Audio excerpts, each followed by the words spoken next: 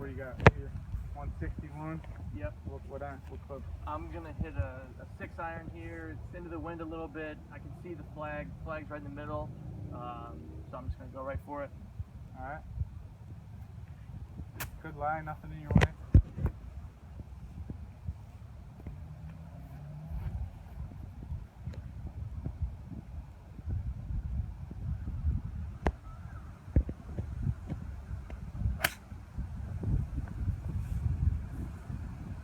Lost it right.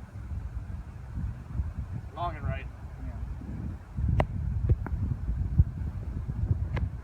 Maybe a little Maybe too the wrong aggressive. club. Maybe the wrong club. Yeah, I mean, I hit that really good. I guess I Was didn't it think flyer about lie at all? Yeah, a little bit. And it launched really high, but the out of bounds is so close to the back of the green, so I probably shouldn't have, gone with something that had the possibility of going that far. So what played into your club selection there? What? Mostly just the fact that it's uphill, into the wind a little bit, and I was thinking that number of 160 and whatever I had to hit, out of the rough uphill to get it to go that far.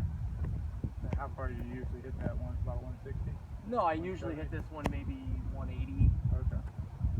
So on a hole like this, where obviously you play here a lot with the green slope from back to front, Yeah. you had mentioned earlier that you don't really like those delicate chip shots, hitting Right. a high lofted chip shot, and Yeah. so it might be better if you err on the other side and then hit a club less, so you're one club short as opposed to one club long. Right. Obviously, that's going to help minimize strokes in your game out on the course if you're missing in the right spots. Yeah. Like here, there's OB long and it slopes from back to front, so Right. you definitely want to err on the side of Yeah. being short rather than long. It's still being in play. Yeah. So that shot's going to end up costing you 2 shots, you got to drop Right. another ball and hit another one. Right. So Right.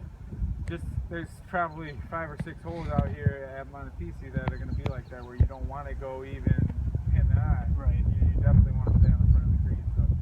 So even if you miss short of the green and you're chipping uphill, you're probably going to make par Right. 60% of the time. Right.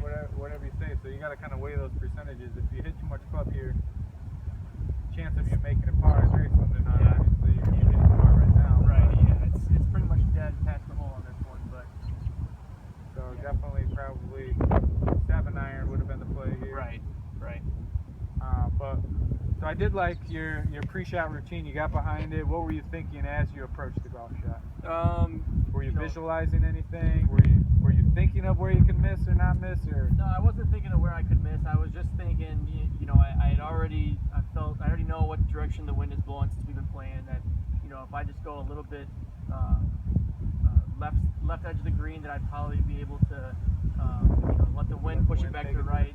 I started that a little bit right, and so the wind kind of took it a little bit further right, and of course I smoked it. So, but really all I was thinking about was what was going to get me on the right line. I wasn't really thinking about, where's my bailout or where am I going to be. So I think something that can really help your game. You're not as comfortable as you'd like to be hitting those soft, high chip shots. You don't like being above the hole because you're not comfortable with those chip shots. So I mean, you need to be thinking about that when you're out here hitting your approach shots to the green, where you can miss it, where you actually have a manageable chip shot. Right. Where instead of getting up and down 10% of the time when you're past the pin, Yep. if you're short of the pin, you have a nice uphill chip, plenty of green to work with here, then you might be getting up and down 70, 80% of the time if you work on your chipping. So this is definitely something, just club selection, missing in the right spots where you have a higher up and down percentage to make par. That's going to save you a bunch of shots. Right. All right? All right. Go see where it ended up.